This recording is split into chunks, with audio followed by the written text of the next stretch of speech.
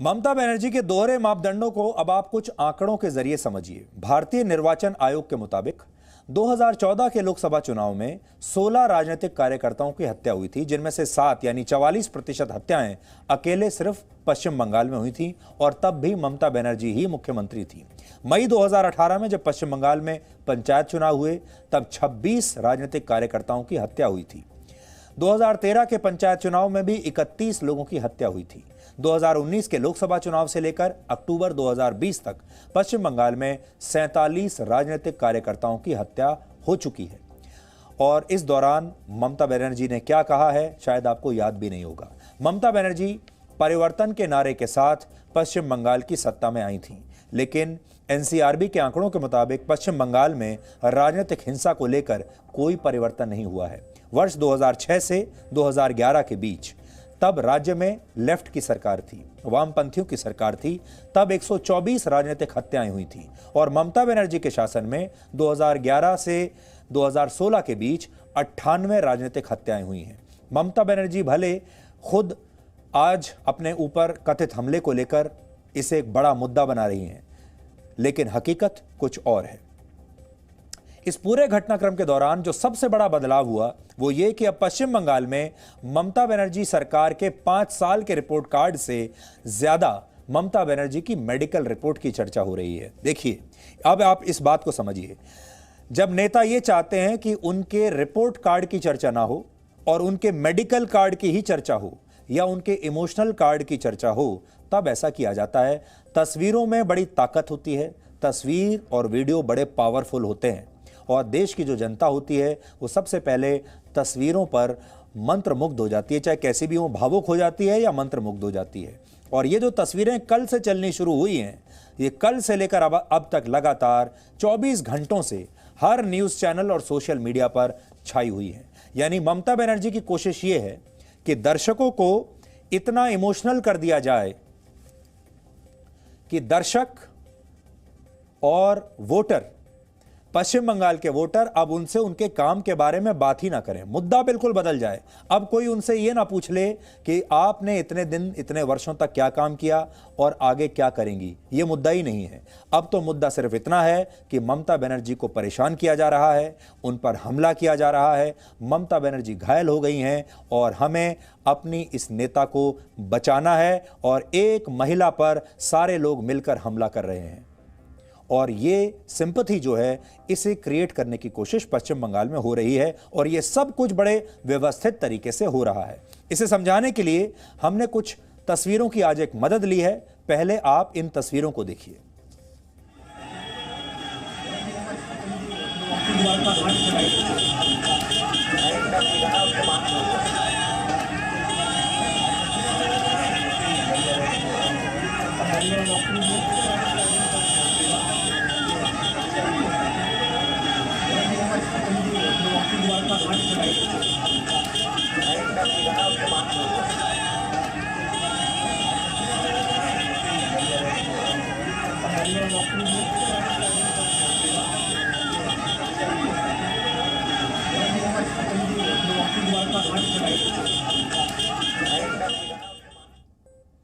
अब आप सोचिए, इन तस्वीरों को देखकर किसका दिल नहीं पसीज जाएगा। इसे देखकर आप समझ सकते हैं कि पहले नंदीग्राम में ये घटना हुई, फिर ममता बनर्जी ने खुद पर हमले का दावा किया और मीडिया को ये पूरी जानकारी दी कि उन्हें कोलकाता के एसएसकेएम अस्पताल ले जाया जा रहा है। फिर पत्रकार उनके पीछे पीछे और साथ ही टीएमसी के समर्थक भी अस्पताल के बाहर इकट्ठा हो गए।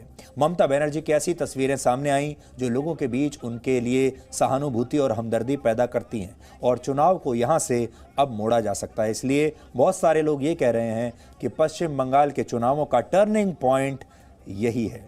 अब जो चुनाव का पूरा एजेंडा है वो बदल चुका है, और अब काम पर नहीं बल्कि चोट पर वोट पड़ेंगे।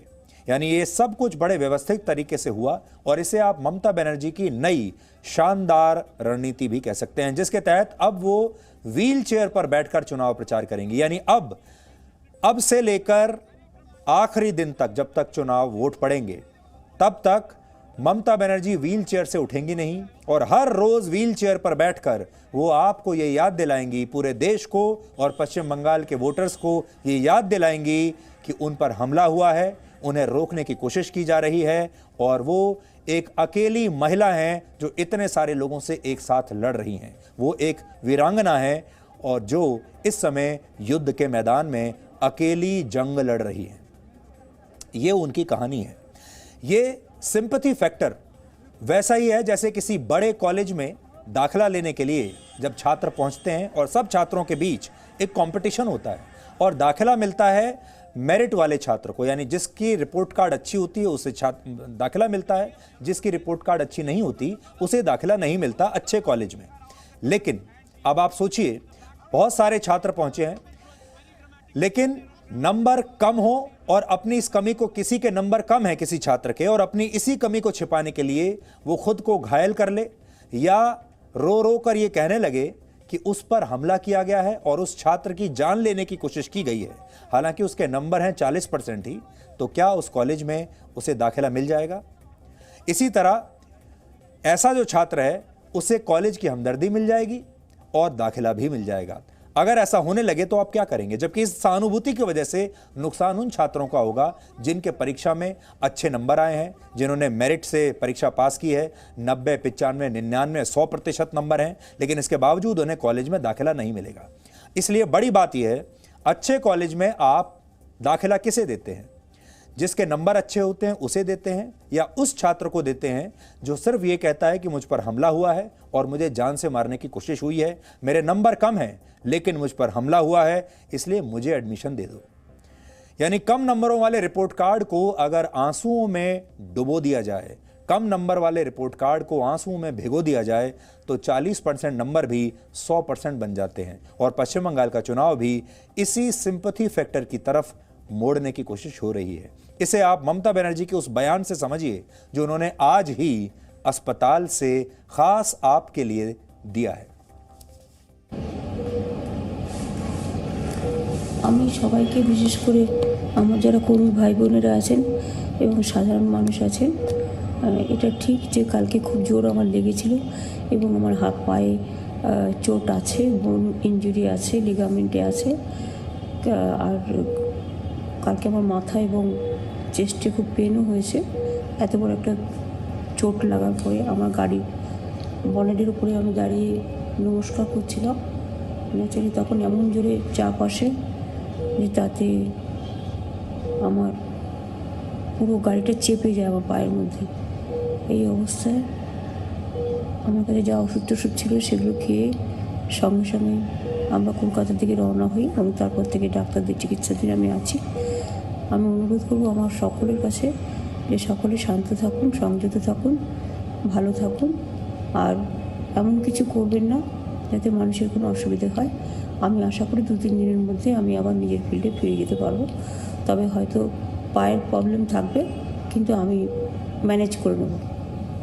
আমার মিটিং টিটিং আমি কিছুই নষ্ট করব না, বাট হয়তো আমাকে কিছুদিন হুইল চেয়ারে করতে হবে, সেটা আপনাদের সহযোগিতা চাইব। आगे बढ़ने से पहले एक बात हम जरूर कहना चाहते हैं, चोट चाहे कैसे भी लगी, चाहे ये हमला हो या ये चोट अकस्मात लगी हो, किसी की गलती से लगी हो, एक बात पक्की है कि ममता बनर्जी को चोट जरूर लगी है। उनके पैर में चोट लगी है, पैर में सूजन है, हो सकता है जो हड्डी है उसमें भी कोई नुकसान जरूर हुआ हो, हम इस बात से बिल्कुल इनकार नहीं कर रहे। चोट तो उन्हें लगी है, लेकिन चोट को जिस तरीके से पेश किया जा रहा है उसमें हमें दाल में काला लगता है और ममता बनर्जी को अपनी इस चोट को चुनाव में इस तरह नहीं भुनाना चाहिए था। आज आपने पूरे दिन ममता बनर्जी की अस्पताल में खींची गई ये तस्वीरें सोशल मीडिया और न्यूज चैनल्स पर देखी होंगी लगातार, लेकिन ऐसा होता क्यों है? ममता बनर्जी को ये क्यों लगा और हमारे देश के नेताओं को हमेशा ये क्यों लगता है कि हमारे जो देश के लोग हैं वो बड़े भावुक हैं? हमें सीरियल भी इमोशनल ही अच्छे लगते हैं, हमें फिल्मी सीन भी इमोशनल अच्छे लगते हैं, हम पिक्चर हॉल में जब फिल्म देखने जाते हैं तो इमोशनल सीन देखकर अचानक रोने लगते हैं, आंसू निकलने लगते हैं, क्योंकि हम बहुत भावुक लोग हैं। तो क्या हमारी भावनाओं के साथ हमारे देश के नेता अब खेलना सीख गए हैं? आपको यह जानकर आश्चर्य होगा कि 1984 के तमिलनाडु विधानसभा चुनाव में भी कुछ ऐसा ही हुआ था। तब स्वर्गीय नेता एमजी रामचंद्रन की न्यूयॉर्क के एक अस्पताल में ऐसी ही तस्वीर खींची गई थी जो काफी चर्चित थी और इस तस्वीर को उनकी पार्टी AIADMK ने चुनाव में खूब भुनाया था। तब एमजीआर अस्पताल से चुनाव लड़े थे और अस्पताल से ही चुनाव जीत भी गए थे। अब कुछ और उदाहरण आपको देते हैं, यह बताने के लिए कि हमारे देश का वोटर बहुत भावुक होता है। पहला उदाहरण 1984 में हुए लोकसभा चुनाव का है, जब देश की पूर्व प्रधानमंत्री इंदिरा गांधी की हत्या हो गई थी। इस घटना के बाद देश के लोगों में सहानुभूति की जबरदस्त लहर पैदा हुई कांग्रेस पार्टी के लिए और राजीव गांधी को जबरदस्त बहुमत मिला था। कांग्रेस पार्टी को 434 सीटें उस समय मिली थी, जो कि अपने आप में एक बहुत बड़ा रिकॉर्ड था, और वो इसलिए क्योंकि इंदिरा गांधी की हत्या हो गई थी और लोग अचानक से भावुक हो गए। इसी तरह 1991 के लोकसभा चुनाव में 20 मई 1991 को आम चुनाव के पहले चरण की वोटिंग थी और इसके अगले ही दिन पूर्व प्रधानमंत्री राजीव गांधी की हत्या हो गई थी। उनकी हत्या के बाद इस चुनाव के सारे समीकरण बदल गए और लोगों की सहानुभूति का फायदा एक बार फिर कांग्रेस को मिला था, और बाकी के चरणों में जब वोटिंग हुई तो कांग्रेस को इतनी सीटें मिली कि वो सरकार बनाने में कामयाब हो गई। हालांकि ये उदाहरण आज की राजनीति से बिल्कुल अलग है। इसमें हम आपको सिर्फ ये बताने की कोशिश कर रहे हैं कि हमारे देश की जनता जब भावुक होती है तो वो कई बार उस पार्टी को भी वोट दे देती है जिसे असल में उसने हराने का सोचा था। ऐसा ही पाकिस्तान के 2008 के चुनाव में भी हुआ था। तब दिसंबर 2007 में चुनाव प्रचार के दौरान पाकिस्तान पीपल्स पार्टी के नेता बेनजीर भुट्टो की हत्या हो गई थी। उनकी हत्या के बाद लोगों की सहानुभूति ने पाकिस्तान के चुनावों को पलट दिया था और पाकिस्तान पीपल्स पार्टी चुनाव जीत गई थी। उस दौरान अमेरिका के एक एनजीओ इंटरनेशनल रिपब्लिकन इंस्टीट्यूट ने इस पर एक स्टडी की थी, जिसके तहत उन्होंने 2 सर्वे कराए। एक सर्वे बेनजीर भुट्टो की मौत से 1 महीना पहले हुआ था, दूसरा सर्वे मौत के 1 महीने के बाद हुआ था। दोनों के नतीजों में जमीन आसमान का अंतर था। तब यह पता चला कि बेनजीर भुट्टो की मौत के बाद उनकी पार्टी के लिए लोगों का समर्थन 25% से बढ़कर 50% हो गया था। इस स्टडी से आप समझ सकते हैं कैसे लोगों की सहानुभूति सरकार और चुनाव के नतीजे कई बार बदल सकती है। हालांकि कुछ ऐसे भी उदाहरण हैं जो हमें यह बताते हैं कि हमारे देश के नेता सहानुभूति बटोरने के लिए कई तरह की कोशिश करते हैं। 2 दिसंबर 2016 को जब तमिलनाडु की पूर्व मुख्यमंत्री जयललिता का निधन हुआ था, इसके कुछ महीने बाद अप्रैल 2017 में उनके विधानसभा क्षेत्र आर के नगर में उपचुनाव हुए थे। तब उनकी पार्टी एआईएडीएमके ने चुनाव प्रचार में जयललिता के नकली पार्थिव शरीर का इस्तेमाल किया था ताकि चुनाव में पार्टी को समर्थन मिल सके।